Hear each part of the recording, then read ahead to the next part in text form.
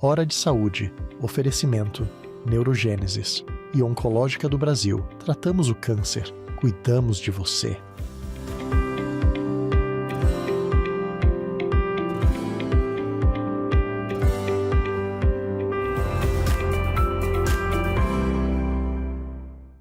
Caros amigos, mais uma vez no nosso programa dominical de saúde, Hora de Saúde, que é transmitido para todo o estado do Pará pela TV RBA, aqui em Belém, canal 13, todo mundo sabe, e neste exato momento para o mundo inteiro pelo link rbatv.dol.com.br ao vivo, ou simplesmente DOL, de Diário Online, dol.com.br ao vivo. Vocês sabem que eu gosto de falar que nós temos espectadores no Canadá, nos Estados Unidos, no México, em toda a América do Sul, em Luanda, na África. Um dia desses, o Alessandre, que veio aqui no nosso programa, estava dando aula em Luanda e nos assistiu lá também. Em toda a Europa Ocidental, na Noruega, na Suíça, no Líbano, no Azerbaijão, em Baku, e o lugar mais distante é Perth, na Austrália. Então, para o mundo todo agora, o nosso programa está indo. Um dia eu dou a relação para vocês de todo mundo que nos assiste, fora do Brasil. E o nosso programa tem o apoio da Neurogênesis e da Oncológica do Brasil, tá? Que tratam tudo de doenças neurológicas e todos os tipos de doenças de tumores cancerosos na nossa região. E o convidado de hoje, eu fico todo orgulhoso toda vez que vem um ex-aluno meu aqui, tá? Até porque esses ex-alunos evoluíram fantasticamente. É o professor Dr. Diandro Marinho Mota. O Diandro Mota. O nome dele é diferente, é fácil de lembrar.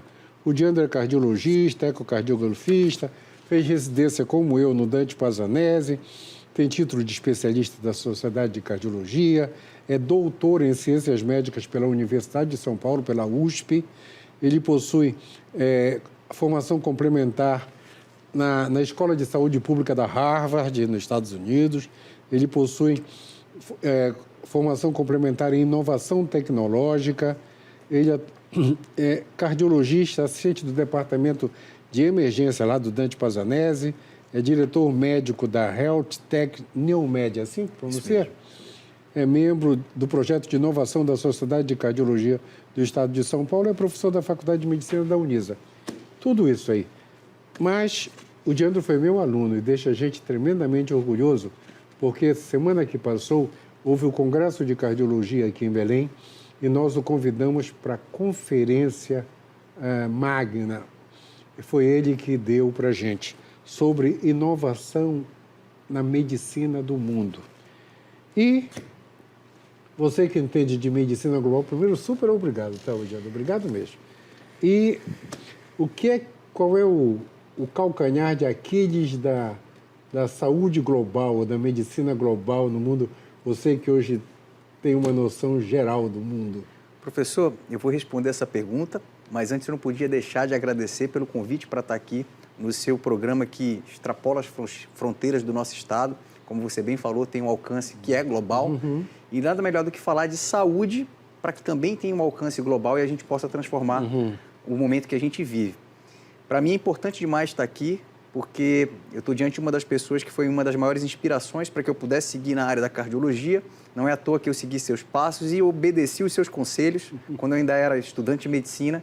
E você me explicou um pouquinho de como é a vida em São Paulo quando a gente chega para estudar lá. E que não é tão simples para quem está chegando de fora, mas felizmente sempre fui muito bem mentorado. E hoje eu tenho que agradecer e aproveito essa oportunidade para dizer o meu muito obrigado. Puxa, obrigado a você. Não, você sabe disso. Você sabe que você foi importante demais na minha jornada. Falando da saúde global, quando a gente fala de calcanhar de Aquiles da saúde global, a gente tem um olhar positivo de perceber que a nossa população global está envelhecendo mais. A gente está com uma expectativa de vida que já ultrapassa 70 anos para grande parte das nações do mundo, algumas já extrapolando 75, 80 anos de idade, mas junto com o aumento da expectativa de vida, a gente tem que avaliar não somente o lifespan, que é essa expectativa de vida, como também o health span. O que acontece com esse indivíduo? Será que ele está vivendo bem? Será que ele está apresentando uma boa qualidade de vida? Função cognitiva adequada, mobilidade, independência? E o que a gente vem observando é que, infelizmente, o gap que existe entre a quantidade de anos que a gente vive e a quantidade de anos que a gente vive com qualidade está aumentando, graças ao impacto das doenças crônicas não transmissíveis. Sim. Então, hoje, o grande calcanhar de Aquiles da saúde global são as doenças crônicas não transmissíveis. Impacto direto do envelhecimento populacional, da redução da mortalidade por acidentes, por traumas no geral e também pelas doenças infecciosas que a gente conseguiu controlar com melhoras que a gente teve de saneamento básico, imunização, vacinas que contribuíram para que hoje o nosso grande calcanhar de Aquiles sejam as doenças crônicas não transmissíveis. Certo. E como prevenir tudo isso, hein? Olha, tu estás... Diandro, eu tenho um monte de projetos de pesquisa. Um projeto de pesquisa que a gente vai várias vezes, que eu chamo o Coração da Amazônia, que o ponto básico é prevenção. Perfeito. Eu costumo dizer que a gente vai ensinar as pessoas a não adoecerem. Tá? Esse é meu sonho. Então, só para você ter uma ideia, Diandro, aqui na nossa região, nós conseguimos diminuir em alguns municípios quase 50% da prevalência de infarto e derrame, só dando a informação necessária. Porque os pequenos municípios aqui, todos eles têm uma ambulância para trazer em Belém o infarto, o derrame e a grávida complicada. Grávida complicada é coisa rara, então infarto e derrame. Nós conseguimos diminuir, em alguns municípios, 50% do uso da ambulância, certo? Só ensinando as pessoas a não adoecerem. Né? Esse é um excelente ponto de partida. Até para a gente ter uma noção do porquê que as doenças crônicas não transmissíveis são o calcanhar de Aquiles atualmente na nossa saúde global, a gente tem que tirar uma fotografia e ver quem que faz parte desse grupo. Você já citou o principal representante, que é a doença cardiovascular. Certo. Então, hoje, o que mais mata no mundo continua sendo infarto e derrame, como você bem falou. 20 anos atrás, eu assisti uma aula sua que você já tinha falado sobre a importância de ter um olhar específico para o controle da doença cardiovascular, porque naquela época já era o que mais maltratava a nossa população e continua sendo. Para trazer números para quem está assistindo a gente aqui e ver a importância de fazer a prevenção bem feita, como você citou, a gente teve em 2021 20 milhões e meio de mortes por doenças cardiovasculares no mundo. 20 milhões e meio. Se a gente olhar para a realidade brasileira, 400 mil mortes ou mais, em geral quase 415 mil mortes por ano no Brasil são por doença cardiovascular, principalmente infarto e derrame. Poxa, Diandro, ainda não estou conseguindo quantificar isso direito. Basta pensar que a cada 1 minuto e meio tem um brasileiro que está morrendo por doença cardiovascular. Ou seja, doença cardiovascular, representada principalmente por infarto e derrame, corresponde à principal causa de mortalidade e também de perda de funcionalidade no mundo. Depois desse grupo, a gente tem câncer, né, que também maltrata muita gente ao redor do mundo, no Brasil não é diferente. A gente tem doenças que são debilitantes, a gente tem alterações cognitivas representadas principalmente pelo Alzheimer, mas falando de um grupo de grande impacto para a saúde global, a doença cardiovascular se destaca. E você falou uma coisa muito importante. Como é que a gente previne isso tudo? A gente já acumulou, professor, você sabe bem disso, porque você sempre ensinou isso para a gente lá na faculdade. A gente acumulou muito conhecimento do porquê que a gente tem um primeiro infarto e um primeiro derrame. Para quem não sabe dessa historinha, isso é legal. Na década de 40 e 50, nos Estados Unidos, metade da população americana morria por infarto ou derrame. Metade.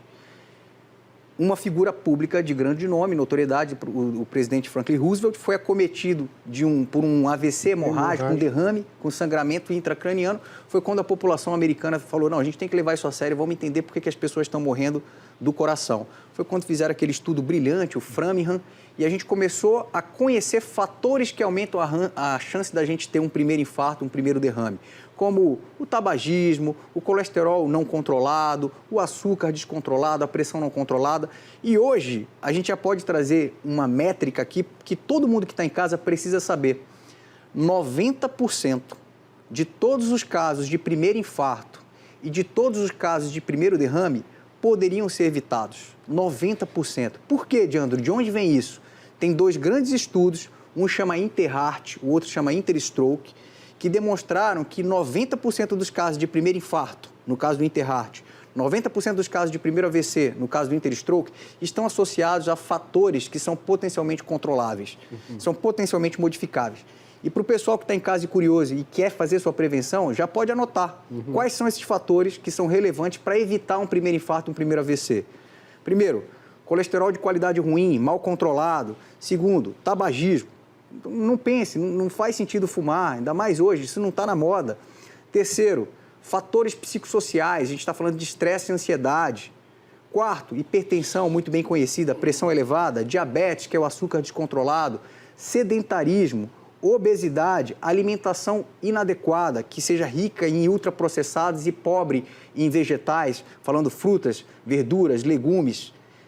Por fim, o álcool, quando ele é excessivo, e falando especificamente para o AVC, arritmia, fibrilação atrial, que é uma arritmia que você, palestra também, fala muito sobre ela, também é um fator que contribui para isso. Eu falei 10 fatores, que se a gente conseguisse controlar, professor, 90% dos casos de primeiro infarto e primeiro derrame deixariam de acontecer. Esse é o projeto. Nós vamos... Porque tu sabe muito bem que quando tu quer convencer uma pessoa, não adianta tu dizer, para de fumar. Ele vai dizer, isso é papo de médico, deixa para lá, né? Tem um amigo meu que dizia, felizes era aquele pessoal dos anos 50 que fumavam, bebiam, eram gordos e não davam a mínima gordura. Todo mundo morria cedo, mas morria feliz. Mas morria cedo. É verdade. Mas morria cedo. Morria feliz, mas morria cedo. Para a gente que quer uma vida longa com qualidade, certo? Então, hoje, eu sempre falo, eu falo que hoje beijar um fumante equivale a lamber um cinzeiro, tá? Chocante isso. Mas quando eu era garotão, todo mundo gostava de lamber um cinzeiro, né? Sim. Hoje não tem lógica isso. Não tem lógica alguém fumar, né? Eu fiz cateterismo até 2 anos atrás. Eu nunca fiz um cateterismo normal, aquele exame, em um não fumante. Nunca. Assim, toda vez que deu normal, olha, não tinha nada. E será que ele fumava? Vamos perguntar. Ele nunca fumou, tá? Porque os fumantes sempre têm lesão, né? Diabetes tem lesão. Diabetes, hoje, você sabe muito bem, dá para tratar tranquilo, né? Sim. Né? Sim. Antigamente era só o endócrino. Hoje qualquer médico pode tratar bem um diabético, porque os medicamentos não dão hipoglicemia, que era o medo de todo mundo. Perfeito. Né? Pressão alta, o governo dá os remédios. Agora, o que eu sempre falo para todo mundo, pressão alta e diabetes não é tratar direito. Direito. É tratar direito, é colocar a pressão normal, mas o entrevistado é você. Não, isso que você falou é fundamental. A gente tem que chamar a atenção que o público precisa estar bem informado para tomar decisões assertivas, né? Perfeito. Pessoal, por incrível que pareça, o nosso primeiro tempo já acabou, olha só. A gente volta já, porque o Diandro está dando essas super informações. Um instantinho só que a gente já volta. Hora de Saúde. Oferecimento. Neurogênesis.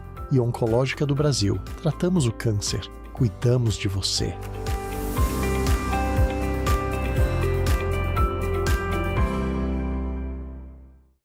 O tratamento do câncer é coisa séria e a Oncológica do Brasil é a maior rede de oncologia, home care, quimioterapia em suítes privativas. Oncológica do Brasil, tratamos o câncer, cuidamos de você.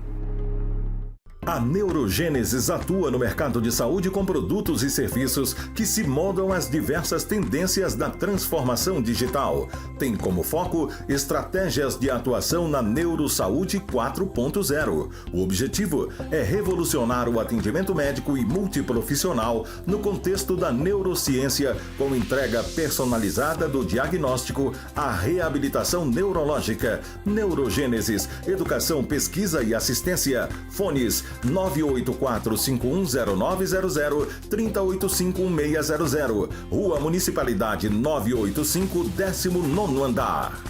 Hora de Saúde. Oferecimento. Neurogênesis. E Oncológica do Brasil. Tratamos o câncer. Cuidamos de você. Voltamos nessa conversa de super informação com meu querido amigo Diandro Mota. Garotão ainda, né? Estamos na luta. Eu estou com 72. Você está bem demais, está vendo? Continua sendo uma inspiração. 72 Eu só não me dou melhor com meus alunos atuais, porque eu não gosto muito das músicas que eles gostam. Eu sou da época da poesia pura, então é diferente. Diandro, o que é que a gente vai fazer para diminuir esses 400 mil brasileiros que morrem todo ano? Você falou muito bem, tem que fazer alguma coisa. É. A gente não pode assistir isso de forma passiva, né? E tudo parte do conhecimento que se tem do porquê que isso acontece e intervenções focadas nisso. Se a gente parar para pensar que 10 fatores são responsáveis por 90% dos casos de primeiro infarto e primeiro derrame, eu tenho que ter estratégias políticas em termos de intervenção em saúde que sejam focadas nisso. E isso envolve muito ciência comportamental. Por quê? Porque você deve ter percebido, quem está em casa deve ter percebido, que a gente falou 10 fatores que, em grande parte, representam estilo de vida. Ou seja, em muitos locais do mundo, o termo doença crônica não transmissível já está sendo encarado como doença relacionada ao estilo de vida. Até porque aquela ideia que a gente tinha de colocar tudo na culpa da genética, ela já caiu por terra, né, professor? A gente sabe que dessas doenças crônicas relacionadas ao estilo de vida, 70%, 80% estão relacionados ao que a gente faz no dia a dia. Você pode colocar 20% a 30% da culpa na genética. Certo. Mas mesmo você tendo uma certa predisposição, porque seus pais apresentam alguma alteração, a genética, hoje a gente sabe, através do estudo de epigenética, que ela funciona como se fosse uma arma engatilhada, apontada para a nossa cabeça. Quem puxa o gatilho somos nós. Se a gente tiver um estilo de vida saudável, você pode silenciar genes, não vão se expressar genes que poderiam condicionar uma determinada doença. Em contrapartida, você pode ter uma genética fenomenal, ter avós que são centenários, ter pais que já passaram dos 90 anos, 80 anos de idade. Mas se você tiver um estilo de vida ruim, você vai manifestar a doença. Então, o caminho para mudar isso é, primeiro, conhecimento nós já temos. Temos que transformar, traduzir o conhecimento em ação. E isso envolve, inclusive, atitudes como essa, de ter um programa que permita que as pessoas tenham conhecimento relevante sobre saúde. Um dado importante, professor, a gente já sabe que existem os determinantes sociais para o adoecimento. A gente sabe que nível de escolaridade pesa para você ter uma chance maior de adoecer por determinadas causas, mas uma coisa muito relevante que foi descoberta no último ano, que mais importante do que o nível social, nível de escolaridade, é o acesso à informação de qualidade. Então, ter acesso à informação sobre saúde de fontes confiáveis, como essa que a gente está tendo aqui hoje, isso pode transformar o destino de alguém entre ficar doente ou seguir fazendo a sua prevenção e tendo uma saúde global adequada. Perfeito. Diandro, você hoje mora em São Paulo. São Paulo é um absurdo de grande. Você trabalha ainda no Einstein? No Einstein, eu interno pacientes lá. Trabalhei durante um bom tempo como CLT de lá, mas atualmente como autônomo. Quando interno paciente tende a ser lá. Eu sou o representante aqui em Belém do Einstein. Excelente. Fiquei muito tempo lá. Eu trabalhei com o professor Celso Ferreira a vida toda dele. Legal. Até vir para cá. E você é da emergência do Dante Pazzanese. Dante Pazzanese é bem no meio de São Paulo. Isso. Né? E me fala uma coisa. Que medidas você já tem em São Paulo que a gente poderia aplicar aqui, que a gente ainda não aplicou? Professor, assim, o universo é um absurdo de diferente. Né? Talvez o que eu tenha de maior provocação para trazer para cá seja a experiência que eu venho tendo com inovação tecnológica aplicada na saúde. Por que eu estou falando isso? Porque durante as reuniões que a gente já teve da Organização Pan-Americana de Saúde, focado naquele projeto do 25 por 25, reduzir 25% da carga da doença cardiovascular no mundo a partir de prevenção até 2025, a gente viu que falhou, não conseguiu. A gente tentou desde 2012 reduzir o impacto da doença cardiovascular no mundo, mas não conseguimos ainda. E a conclusão que a gente chegou após diversas reuniões é que, de fato, a transformação na saúde talvez ela aconteça tendo a tecnologia como uma ferramenta disruptiva. Não entendam tecnologia como algo que vá substituir o médico. Está longe disso acontecer. A gente está falando de uma ferramenta tal qual a videolaparoscopia é uma ferramenta que é utilizada para otimizar resultados em cirurgia. Certo. A tecnologia também funciona nesse sentido. O exemplo que eu trago, que tem um potencial transformador, é a inteligência artificial. Eu tenho a oportunidade de trabalhar diretamente com a criação de modelos de inteligência artificial que auxiliam no diagnóstico de doenças que são tempo sensíveis.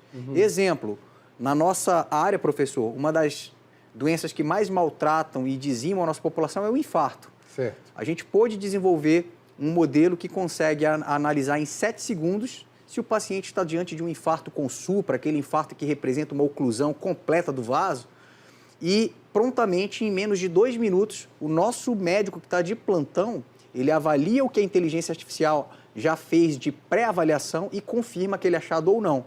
Sempre utilizando como uma ferramenta de triagem, sem substituir o cardiologista, mas funcionando como uma ferramenta que fura fila. Imagina só, professor, você tem ali 200 exames para serem avaliados, 300 exames para serem avaliados. No meio dessa pilha, tem alguém que está tendo um infarto. E cada minuto de atraso na abertura desse vaso são 11 dias de vida perdidos. Se você tem uma ferramenta que... Repete. Cada minuto... Cada minuto de um vaso ocluído coronariano... Na hora do infarto. Na hora do infarto, cada minuto de atraso representa 11 dias de vida que esse paciente está perdendo.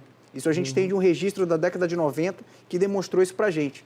Certo. Se você tem uma ferramenta que consegue identificar quem no meio de uma população que vem sendo triada ali pode estar tendo um infarto, você poupa tempo. Tempo é músculo, tempo é vida. Então, acredito eu que uma das ferramentas que a gente pode tentar espalhar pela Amazônia seja a inteligência artificial como uma ferramenta de triagem. Por quê? Porque a gente tem áreas muito remotas, somente 4,1% dos médicos do Brasil são cardiologistas, dos que têm especialidade.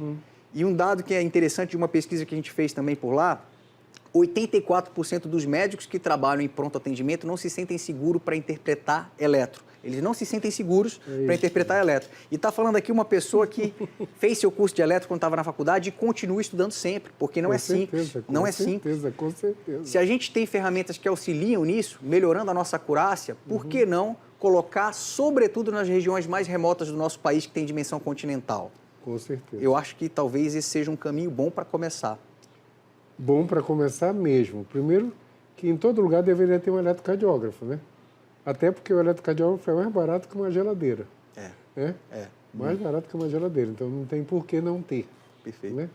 E aí, eu avalio muito isso que os meus alunos hoje em dia fazem, fotografam e me mandam, mas não são em todos os lugares. Está distante, né? E você usou um termo agora, inteligência artificial. Como é isso? Pronto. Isso é muito legal a gente trazer isso para quem ainda não está familiarizado com esse termo. A gente já tem isso de longa data. Você pode ter o que a gente chama de inteligência artificial clássica. Vamos primeiro entender o que é cada termo, né? Inteligência é você fazer... Ela já vem do termo que significa fazer uma escolha sábia diante de oportunidades que você tenha. Então, se você tem distintas oportunidades de caminhos para você seguir e você acaba escolhendo um que é sábio, que ele tem uma lógica por trás e que vai te dar um bom desfecho, isso é uma decisão inteligente. Quando a gente tem isso sendo feito através de algoritmos, de uma máquina que foi desenvolvida para tomar decisões inteligentes, a gente chama isso de inteligência artificial. Você pode ter modelos que foram treinados com um número grande de dados e que eles aprendem com esses dados a predizer o que vai acontecer no futuro, caso alguém apresente dados semelhantes. Exemplo, você vai lá no seu consultório, professor, você tem 1 milhão de pacientes que você acompanhou durante muito tempo, e desse 1 milhão de pacientes, você sabe que teve um percentual deles que acabou evoluindo com infarto, ou com derrame, ou com câncer. Você pode pegar esses dados desses pacientes em ambiente de pesquisa para fazer com que um modelo entenda o que tem de diferente nesses pacientes que condicionam um risco maior de, no futuro, apresentar infarto, derrame ou câncer. E aí, quando você estiver diante de um paciente novo, se ele, de repente, tiver características que são parecidas com a desse paciente, o modelo pode falar, olha, esse paciente aqui que você está atendendo agora, ele se assemelha muito com aqueles que você lá atrás atendeu e que acabaram evoluindo com um problema maior. Isso a gente está falando de IA preditiva, inteligência artificial preditiva, e que na medicina já é fantástica. Está todo mundo muito empolgado com a IA generativa, que veio com o GPT, com o ChatGPT. Qual que é a IA generativa? É aquela que você consegue gerar algo novo. Então você pede para ela, olha, eu quero que você faça um poema para mim, inspirado nas obras de Eneida de Moraes. Ela vai fazer algo muito bonito ali, novo, baseado num conteúdo prévio que ela já tem, mas ela gera algo novo. Isso na medicina é promissor? É muito promissor, é muito interessante. mas a gente já tem muita coisa boa que pode ser feita com IA preditiva. Predizer o que vai acontecer no futuro com os nossos pacientes baseado em dados que a gente tem. É isso que a gente chama de medicina de precisão? Perfeito. Precisão. A medicina de precisão é exatamente isso, professor. É você entender que não existem dois pacientes iguais, né? Certo. O paciente, para ele ter uma determinada apresentação de doença, que a gente chama de fenótipo, para ele ter um determinado fenótipo, aquilo não é único e exclusivamente determinado pela genética dele, pela idade, pelo sexo. Não, não. Você tem a genética dele pesando, mas os genes, eles vão ser codificados, eles vão ser expressos ou não, a depender dos estímulos que ele tem no ambiente. Então, você tem o genoma, importa, mas importa o expossoma, onde ele está sendo exposto. Importa como esses genes vão ser codificados, transcriptoma. Importa quais são as proteínas que são geradas ali nesse processo, que é o proteoma. Importa como que é o componente dele, intestinal, em termos de microbioma intestinal. Tudo isso importa, até como que ele está em relação à saúde mental, que a gente chama de psicossoma. Tudo isso são múltiplas camadas do paciente que, se a gente consegue integrar cada uma dessas camadas, a gente entende por que ele tem um determinado fenótipo, sabendo que não existem dois pacientes iguais. A doença ela pode ser até a mesma, diabetes, mas os pacientes são diferentes. E a medicina de precisão ela vai trazer esse olhar para a gente, entender que o olhar não é focado na doença, ele é focado no indivíduo que está apresentando uma doença e que a gente tem que entender exatamente o que está por trás disso. Puxa, enfim, tu explicaste direitinho mesmo. Qual o caminho que a gente precisa para colocar o Brasil nessas coisas todas? Eu acredito que um ponto fundamental é entender que ninguém faz nada sozinho. Então, o que eu defendo muito são as parcerias público-privadas. Eu vejo isso funcionar no meu ambiente de trabalho, eu vejo isso funcionar em projetos que a gente faz fora do Brasil, com apoio de instituições, inclusive como Unesco e FIFA, voltadas para a saúde também, e que passam por essa visão de que ninguém consegue fazer nada sozinho. Então, a gente precisa unir forças, colocar cada componente, cada ator desse processo, que a gente chama de stakeholder, para sentar e conversar e ver como a gente pode transformar tudo que a gente sonha em realidade. Fantástico, Diana, fantástico mesmo. Considerações finais e dedica ao programa. Queria agradecer a oportunidade de estar aqui, ter esse contato com quem precisa escutar essas informações, né? Isso vai fazer mudar a realidade da nossa saúde global e a nossa aqui do Brasil, que é o que a gente quer tanto. E eu ofereço esse programa de hoje, professor, não podia ser diferente. Se tem uma coisa que eu gosto é de ser grato com as pessoas que me ajudaram a trilhar o caminho que eu venho percorrendo. E você é uma delas.